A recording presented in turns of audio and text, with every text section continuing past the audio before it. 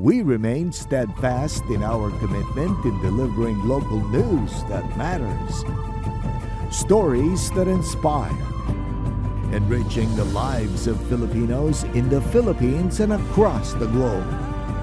This is your GMA Regional TV. Buong puso para sa Pilipino. Ini ang GMA Regional TV Balitang Bicolandia.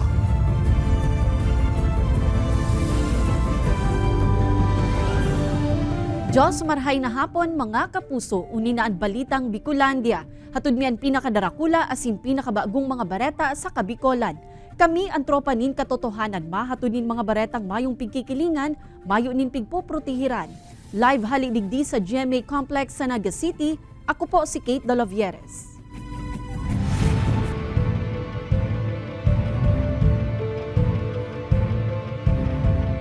14 kandidato sa Barangay Asin Sangguniang Kabataan Election sa Naga City, pigso na danin show cause order kan COMELEC. Naunambita ng mga aspirante tinauan ni non-extendable 3 days para simbagon ang show cause order. Uyan report ni Chris Novello. 14 mga kandidato para sa Barangay Asin Sangguniang Kabataan Election sa Naga City ang pigserbihan ng show cause order kan Commission on Elections o COMELEC. Ininhuli subot sa pagkakaimbwelto kan mga ini sa premature campaigning o partisan political activity apis kan bako papanohonin pangangampanya. Manyampig ambong sa itong hotline sang task force premature campaigning, then pagkatapos siyempre may submitted them na pictures pag na-determine kan task force premature campaigning na may basihan, mapadala sila ng show cause order. Tinatauan ng tulong aldaw na mayong extensyon ang 14 kandidato para magpaliwanag nga na isin na masunadan din maninigong reklamo. In kaso mapatunayan ang pagkakaimbwelto kan mga ini, maampangan na sambitan ng mga kandidato sa pagbalgar sa Section 80 kan Omnibus Election Code. Pwede pong ma-disqualify tinda. Then, pero pa okay yan, pwede pa makasuhan ng violation kang Omnibus Election Code, premature campaigning. Naglalao man ng COMELEC na magiging panalmingan na sineleksyon ini sa iba pang kandidato na halato na sanaan pagpupuon kan campaign period sa October 19 hasta 28 antes magkampanya. Pag nag-file na ko yung candidacy is huwag na hong kayong mangampanya at please lang ho, hinahon lang po sa lahat. Ang pakiusap lang natin is this is just an election. Huwag na ho natin i-compromise pa ang ating pagkakaibigan o di kaya po ang inyong security. Kay Banan si Jovel Ubiso, Chris Novello, Balitang Bicolandia. Website asin online portal kan PhilHealth balik operasyon na, makalihis ang cybersecurity issue na pig-atubang kaini. PhilHealth Bicol pigsyertong dain na apektaran ang mga impormasyon kan mga miyembro. Uyan report ni Jessica Kalinog. Sa third week kan Nobyembre, nakatalaan ng mag-aki ang 8 bulan ngunyang bados na si Jamaica. Naglalao man siya na makakatabang ang pagiging niyang miyembro kan Philippine Health Insurance Corporation o PhilHealth sa mga gastuson sa ospital. Lalo na katong nag-istriyas ako na nasisaryan da siya. Tapos ginamit ninda tong PhilHealth ninda, ang binayadan na lang nila 50 pesos. Alagad ang paglaom na ini para mientras na naribayan in paghandal kan mangyari ang panghahakan Medusa ransomware sa system kan ahensya kan Setyembre 22. Rason para mientras ining i-down o i-disable. Duman ako nagtaka baka mahakman sa kuya. Sayang, pwede ko siya magamit. Makalihis ang 11 semana, Oktubre 3, 2023 ka nakabalik na online ang PhilHealth website sa indang member portal. Pati na iba pang online services kan ahensya. Pigpara man kan PhilHealth Region 5 ang paghandal kan PhilHealth members sa rehiyon. Base po duman Ma'am Jessica sa pag-check ng DICT, ang PhilHealth membership, claims, contribution, and accreditation database po na nakastore sa separate database, hindi po intact, safe, secure, tapos po completely unaffected by the cyber attack. Wala pong information ng ating mga membro ang na-breach. Alagad ang sa indang mga computer sa local health insurance offices, dai papigpapabukasan. Nabuyo nga ni si Diana kan magpasiring sa PhilHealth office sa Naga City. Magpapa-update ako ng PhilHealth members data record ko, tapos yung PhilHealth ID. Yun lang. Tapos hindi naman natuloy dahil nga daw offline. Sigun sa PhilHealth Bicol, nagahalat pa sindanin clearance hali sa DICT asin sa indang head office kung pwede nang magbukas kan sa indang units. Alagad padagos man sindang nag-aakomodar nin inquiries, application asin request forms, mantang padagos man ang pigigibong investigasyon kan mga otoridad sa nangyaring cyber attack. Kaibanan si Gerald Gandia, Jessica Kalinog, Balitang Bicolandia. Napuli sa 5 minutong riribayanin putok nin Badil sa pigtutubudang 5 miyembro kan rebeldeng grupo and combat operation kan 83rd Infantry Battalion kan Philippine Army sa Barangay Union, Tinambak, Camarines Sur. Sarong soldado ang aksidenteng nakatama sa kahoy asin nagkaigwang injury sa dungo. Nakadulag man ang nakaengkwentrong grupo alagad nawalat kan mga ini ang sarong anti-personnel mine asin iba pang kagamitan. Sigun sa 9th Infantry Division kan Philippine Army, igwapanin dikit na presensya kan makawalang grupo sa lugar. Alagad ang nakaengkwentrong grupo napadpad sa nasubuot sa lugar huli sa kakalikay sa padagos na combat operations kan Army. Maabot sa 3,000 na mga aksidente sa tinampo na irehistro sa Camarines Sur sa laug sananin 9 na bulan. Mga motoristang naiimbwelto sa aksidente, posible subuot na bawian nin lisensya kan LTO como indikasyon na improper person to drive na ini. Uya ang report ni Jessica Kalino. Sa Haros Urual daw, sa inman na lugar, yaon pirmi ang reports manungod sa mga motoristang naaksidente sa tinampo, mapa-highway man, provincial road o sa mga oro eskinita. Sa probinsya nin Camarines Sur sana, puun kan bulan nin Enero 2023 hasta kasubagong alas 12 nin udto, 2,968 na mga aksidente sa tinampo na nairehistro kan Camarines Sur Police Provincial Office na nagresulta sa danyo sa propriedad, physical injuries, magin pagkagadan. Kayaan 27 anyos na si Kaiser. Sa oral daw na pagbiyahe, parte na kan sa iyang routine, ang pagrekisa kan kondisyon kan sa iyang motorsiklo, pati na kan sa iyang sadiri mismo. Opo, dapat talaga mag-ingat para sa pamilya. Kasi kung madisgrasya, dagdag naman isipin sa pamilya yun eh. Kasi madisgrasya tapos wala ang ipapakain sa pamilya. Ingat na lang, di baling mahina basta nakakauwi ng ligtas. Sigun sa Land Transportation Office Bicol, en kasong maimbwelto sa aksidente, apektado man, maginan mismong lisensya kan motorista. Accident or may kabanggaan, depende sa sitwasyon. Kunwari, yan, lasing at overspeeding. Kung may mga blatant violation, ay pwede pong masuspending o ma-revoke ang isang lisensya ng isang nagmamaneho. Kaya ang mga driver contract na sinda Jason asin Louis J. talagang pirmi subuot na likay sa pagbaybay kan mga tinampo. Mula Manila, papuntang minsan Nagan, Ligaspe. Pero pag naantok, tatabi kami sa gasolinahan, matutulog para iwas disgrasya. Dahil pagparainit ang payo pag sa biyahe, dapat chill lang ang dalaga. Para dahil ka mga aksidente, pag mainit ang payo mo, dawa alanganin, malawag ka, di ba? Tapos pag mga tungka ka na, pag tinutungka ka na, igilid mo muna. Mayo nga ni daanin pigpipiling aldaw, oras o tao ang aksidente, kaya apwera sa blow bagets, dapat girumdumon asin isabuhay man kan mga motorista ang kultura kan pagiging salbado sa tinampo. Nginhulitaan sarong buhay, iyo ang pirmi digding nakasalalay. Kaibanan si Gerald Gandia, Jessica Kalinog, Balitang Bicolandia.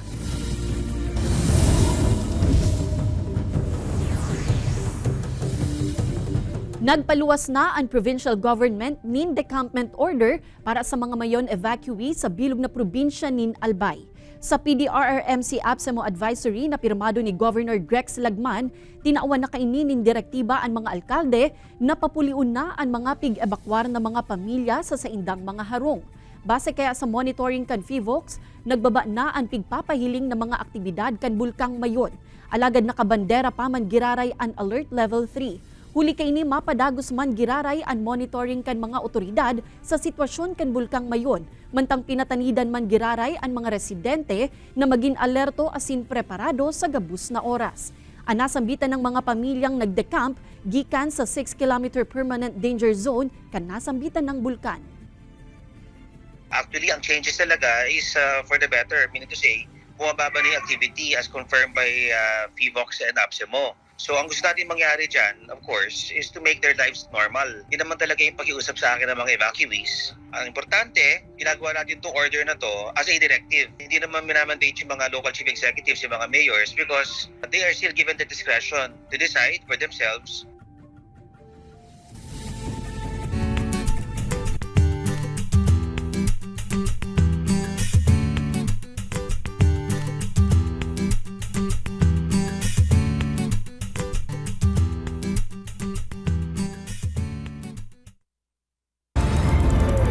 Ini ang GMA Regional TV Balitang Bicolandia.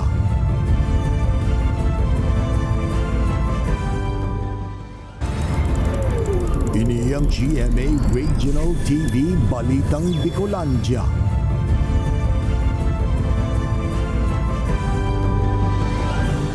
Butal sa presyo kan mga produkto hurot kan DTI na matanggal na tanganing masolusyonan ang short-changing. Pag round off sa mga barakalon, ginigibo na kan pirang mga sari-sari store owner. Uyan report ni Chris Novello. Na-experiencean mo na daw ito may binakal ka sa tindahan, alaga din hulit ang mayong pang-uli, dulsi o ibang pagkakanasa na at itinao sa imo? Ang mga insidenteng inian maot matugunan kan DTI sa pagikan pag-inkaminar sa mga manufacturer na liunan butal sa sentimo sa indang pagpresyo o gibuho na ang round-off system. Problema kaya subot sa ngunyan ang mga pangsukli na barya. Halimbawa, ang produktong nakakantinad 20 pesos and 18 centavos, i-round off pa itaas sa 20 pesos and 25 centavos. Alagad kung 20 pesos and 5 centavos ang presyo, i-round off ini o isasakto na sanang 20 pesos na sana.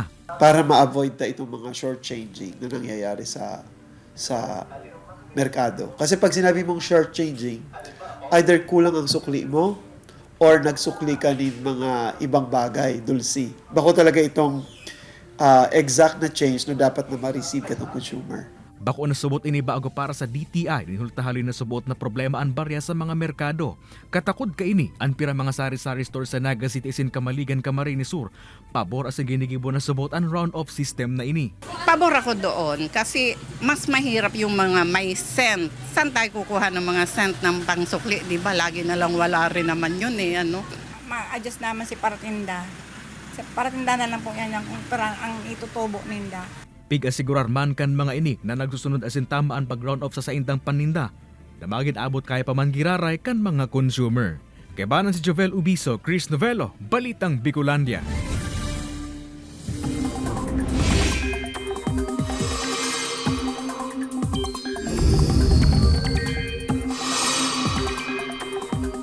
Mga kapuso, mayo ng bagyong nagdadanay ngunyan sa Laugcan Philippine Area of Responsibility.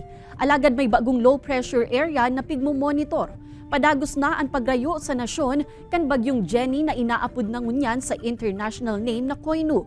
Ang bagong LPA man huring nanotaran sa 1,610 kilometers sirangan kan Eastern Visayas. Sigun sa pag-asa, pasulnupan ang paghiro kaini asin posibleng maglaog sa par ngunyan na weekend.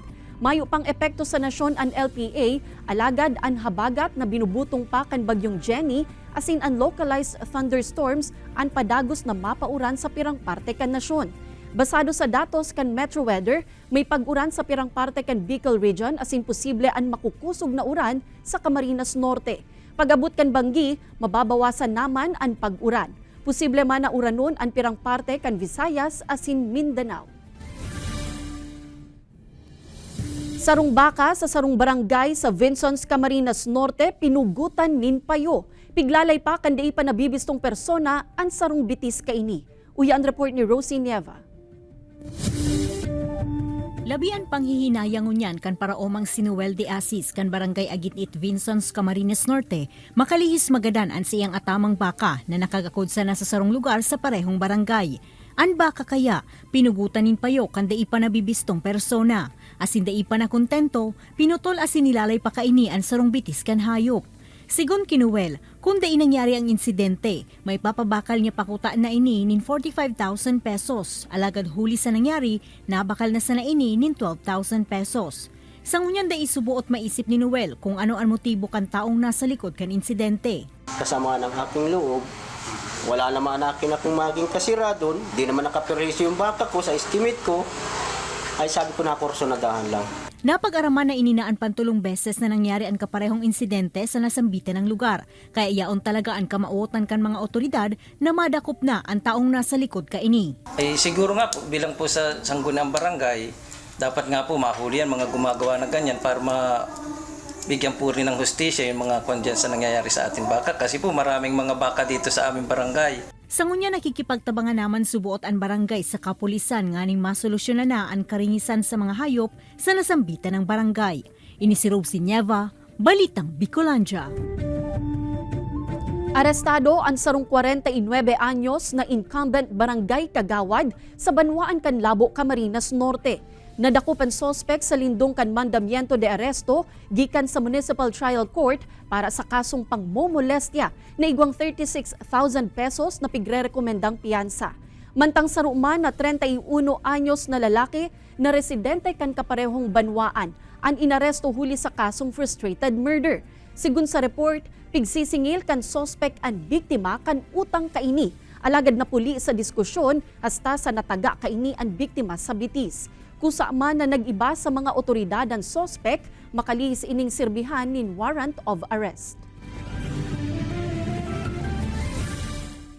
Pananaon nin 15,000 pesos na ayuda sa mga apektadong rice retailer asin sari-sari store owner na nagsunod sa EO39 ni Presidente Bongbong Marcos hasta ngunyan na aldaw na sana. Alagad DSWD, naghagad nin ekstensyon para maitao ang natatadang ayuda sa mga benepisyaryong di pa nakakakuha kaini.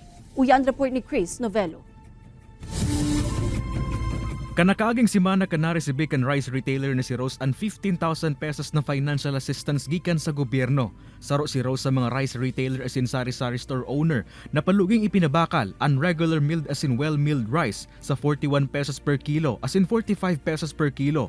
Kumapagutob sa kasuguan ni Presidente Ferdinand Marcos Jr. kanakaaging bulan. Minakalbagas man sana. Yung man lang, bagas man lang bagas. 15,000 para garo ano na, 5 sako nga nito. Masarong bulan makalis ipautob ang Executive Order No. 39. Tinanggal na kan Presidente and price cap sa bagas. Katakod kaini, tatapuso ng ngunyan aldaw kan Department of Social Welfare and Development o DSWD ang pananao kan nasambitan ng asistensya sa haros 1,829 na apektadong rice retailer. Yun yung latest na directive sa amin before the lifting ng EO39. Until today po yung ating distribution. However po, per experience natin during the payout, hindi talaga lahat nakakarating sila. Hindi 100% ang nagiging turnout ng payout natin. Sa datos kan ahensya, uminabot na sa 1,629 na mga benepisyaryo ang natawan ng ayuda sa rehiyon. Kung sa inang Camarines Sur may pinakadakol na benepisyaryo na may 668, sinundan kan Albay na may 336, 315 sa Masbate, 242 sa Sorsogon, 140 sa Camarines Norte, asin 128 sa probinsya ng Catanduanes. We are anticipating na hindi pa rin po siya maging 100% today. That's why we took the initiative kahapon to officially communicate po sa central office requesting an extension. Hopefully, magransa. In kaso man na maaprobahan ng extension na ipasubot masyerto ka na hensya kung makakaiba pa sa makakaresibing ayuda ang mga dugang na na-profile kan manay-lain na hensya kan gobyerno. Kaya banan si Jovel Ubiso, Chris Novello, Balitang Bicolandia.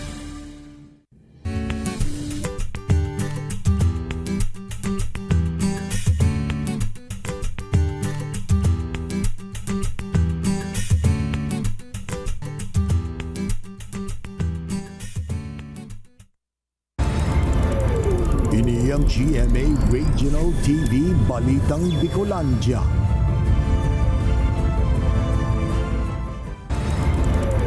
Ini ang GMA Regional TV Balitang Bicolandia.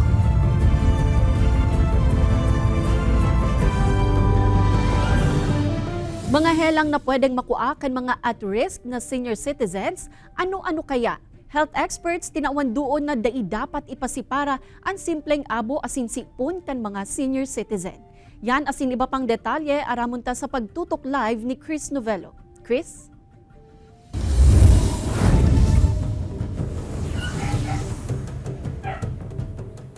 Kate, komo parte kan pakikisumaro kan health office kan kamaligan sa Elderly Filipino Week ngunya na semana, libreng flu asin pneumococcal vaccine ang inoproser kaini sa mga senior citizen sa banwaan. Pagtungtong ng edad 60 pataas, kumunang nanunutaran ng pagruyakan immune system kan mga may edad ng individual. Kabali sa mga helang na pwedeng makuha kan mga at risk na senior citizen ang pneumonia, meningitis, flu asin iba pa. Kaya ang mga senior citizen na ini sa Barangay San Mateo sa Banwaan ng Kamaligan, Camarines Sur, inaprobitsaran na ang libreng flu asin pneumococcal vaccine. Ang purpose kanya is to prevent them from acquiring emerging diseases such as pneumonia and flu. Na pwedeng mag-cause ng mga sintomas as pneumonia, yung sore throat, pwedeng mag-lead sa meningitis. Kasi sinda yung mga high-risk population ta. Pero sa mga nag-aprorbitsar kan libreng bakuna na ini, sinda Sylvia asin Beatriz. Para makaiwas sa kailangan senior na kaya. Para nga di makakuaning hilang, kung anong mga naglalakop na hilang ngunyan, makalikay. Sigun sa mga otoridad, sa panahon ngunyan kadalasan subot na pinapasipar sa nakan pira mga senior citizen, ansain tang simpleng sipono abo na naging resulta minsan sa mas malalang helang.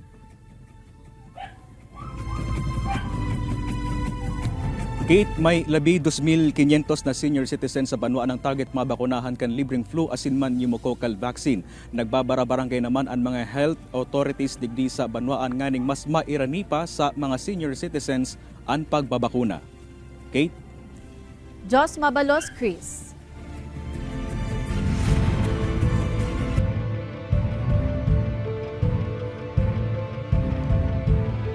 Interagency Task Group na maiyong matutok sa mga kandidatong madadakop na nagbabakal nin boto sa papaabot na eleksyon binilog sa probinsya nin Camarines Norte. Uyan report. Komo parte kan papaaboto na barangay ang sangguniang kabataan elections. Nagkaigwanan nin dialogo ang Commission on Elections Camarines Norte asin iba pang deputized agencies para sa binilog na Interagency Task Force. Ang nasambitan ng grupo mangingenot sa Oplan kontra Bigay na madakop sa mga kandidato o botante na maaaktuhan o mapapatunayang embwelto sa vote buying asin vote selling. Sa pagi kaya ka nasambitan ng task force, mas mapaparikasan sa indang implementasyon kan mga patakaran na pigpapautob kan COMELEC. So kailangan kumatok ulit tayo sa sosyedad natin, sa mga botante natin mismo. Kasi nalilimutan dito sa kontra Bigay. Gusto natin hulihin yung mga mamimili at nag-a-assume tayo na mga kandidato ay gustong mamili ng boto. Sa ibong kaini, hagad man kan COMELEC sa publiko na maging preparado sa isusunod na reklamo nganing mapatunayan asin mapanimbag ang mga kandidatong mabalgar sa mga protokol. Pigsyerto man kan kapulisan na preparado sinda sa saindang magiging papel nganing masyerto ang patas asin matuninong na pirilian. Lahat po nung mga pulis natin, kasama na po ang naka-assign po dito, ay ilalabas din po natin at magtitira lang po tayo ng pang-admin works. At yung makikita yung mga pulis dito, mapupunta rin po sila sa labas para mag-duty po sa eleksyon. Ini si Jessica Kalinog, Balitang Bicolandia. Mga kapuso, dahi na madadagos ang scheduled power interruption sa aga kan National Grid Corporation of the Philippines o NGCP. Ini makalihis na aprubahan kan ahensya ang request kan Commission on Elections na postponement kan pagwara kan kuryente tanganing matawandalan ang training o seminar kan mga poll worker asin electoral board na masirbi sa 2023 barangay and sangguniang kabataan elections. Pig-reschedule kan NGCP ang power interruption sa utro Sabado, Oktubre 14, puun alas 6 nin aga hasta alas 6 nin Banggiman Giraray. Mga lugar na sakop kan Kasureko 1 asin Kasureko 2 an maaapektaran kaini. Obheto kan gigibong preventive and corrective maintenance na mapakarhay ang transmission line siring man na masyertong mayo nin magiging aberya sa linya kan kuryente sa maabot na pirilian. Tanganing masyerto ang marhay na salud kan mga paratukdo sa Camarines Norte. Nagkondusir nin free medical check-up ang DepEd sa gabus na paratukdo na nagpartisipar sa ginibong eco-athletic field sa Banwaan kan Daet. Kasabay kay ni ang libreng blood sampling, blood pressure, blood oxygen level check, acupuncture, massage asin libreng eyeglasses. Yaon man ang exhibit para sa best practices kan pirang mga eskwelahan urog na ang mga produkto gikan sa gulayan sa paaralan. Sa laugman kan Schools Division Office Camarines Norte, nagkaigwapanin man lain-lain ng mga programa. Ang nasambitan ng mga aktibidad parte kan selebrasyon kan National Teachers Month ngunya na taon. Natutuwa po kami na mayroong mga ganitong services dito sa atin na may binabalik sa mga teachers. Ito yung mindset natin na sana sila naman ay ma-entertain at makita natin na ginagantihan natin ng ganitong pagdadakila yung kanilang paghihirap at pagsusumikap. Mga paapon ng basura pig-recycle kan SWMO asin ginibong Christmas decors. Waste diversion sa syudad maud pang mapakusog kan opisina. Uyan istorya ni Chris Novello. Sisay an mahuna na ang pamasko asin nakikintab ng mga dekorasyon na ini. Ang gibos sa coconut fiber asin paapon ng mga basura. 81 dias na sana, Pasko na! Kaya ako nanhanap nindo ang kakaibang mga pandekorasyon. Bako sa ng mga mall o merkado ang pwedeng pasyaran. Alagad pati na ang Waste Diversion Office kan Solid Waste Management Office kan syudad ni Naga. Uy, mga kapuso, kung ikakaibanan sa inapod na SMP o samahan ng malalamig ang Pasko, digdi sa swamo, igwang ulunan na pwede mo mangkuguson, nagibo sa ginupit-gupit na plastic. Pirasa na ini sa mga pibibidang eco-friendly na finished products kan waste diversion technology, nagikan sa mga nirecycle na basura sa sanitary landfill kan syudad. Si 75% kan basurang na-generate, kino-convert po into something na pwede pang pakinabangan. Ang example po kaya, iyon na ning ginigiribo ninda. Kada aldaw kaya nakaka-generate ang syudad nin 112 hasta 120 tons na basura asin mayore sa mga ini ang mga plastic waste na pwede pang mapakinabangan. Apoy ra kan mga pamaskong dekorasyon, nagigibo man ang opisina nin pencil case, eco bag, backpack sa eskwela, doormats asin tissue holder. Si gusto man pong makanod na magiribo kaning mga pigigiribo mo digdi sa opisina, pwede mo po sila magpasya digdi sa mo sa Solid Waste Management Office. Asin pwede mo po kami magtukdo sa inda. Sa huri, ining kami narman kan opisina ang mga nagenyo na maging disiplinado sa pag-aponing basura asin pangatamanan ang kapalibutan para sa mga masurunod pang henerasyon. Kay banan si Jovel Ubiso, Chris Novello, Balitang Bicolandia. Mga kapuso, 80 days na sana, Pasko na. Madadalan ang episode na ini asin iba pang pinakahuring lokal na bareta sa official website kan GMA Regional TV, www.gmaregionaltv.com. Pwede man kamong magbisita sa samuyang official YouTube channel, GMA Regional TV, asin i-click ang subscribe button para sa pinakamaiinit na bareta hali sa man iba-ibang rehiyon. Mabalos sa mga kapusong Bicolanong nagantabay, maging sa mga kapuso nyato abroad. Ninhulita sa GMA Regional TV, Local News Matters. Asin yan, ang pinakadakula asin mainit na bareta sa Kabicolan. Happy weekend mga kapuso, ako si Kate Dalavieres. Kami ang GMA Regional TV Balitang Bicolandia, bilog na pwersa para sa mas dakulang misyon asin mas mahiwas na pagserbi sa nasyon.